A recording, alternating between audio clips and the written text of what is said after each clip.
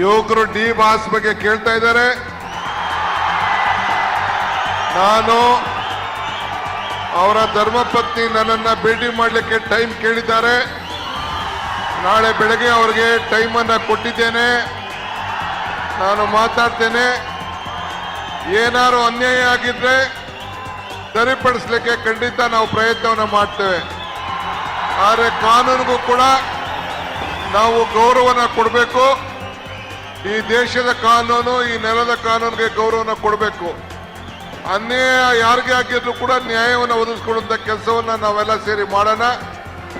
ತಾಯಿ ಚಾಮುಂಡಿ ನೊಂದಂತ ಜನರಿಗೆಲ್ಲ ಕೂಡ ಅನುಗ್ರಹ ಕೊಡ್ಲಿ ಅಂತೇಳಿ ನಾನು ತಾಯಿ ಚಾಮುಂಡಿಯಲ್ಲಿ ಪ್ರಾರ್ಥನೆ ಮಾಡಿಕೊಂಡು ನಿಮ್ಮೆಲ್ಲರ ಪ್ರೀತಿ ವಿಶ್ವಾಸಕ್ಕೆ ಮತ್ತೆ ನನ್ನ ಸಾಷ್ಟಾಂಗ ನಮಸ್ಕಾರ ಅರ್ಪಿಸಿ ನನ್ನ ಮಾತನ್ನು ಮುಗಿಸ್ತೇನೆ. ನಮಸ್ಕಾರ.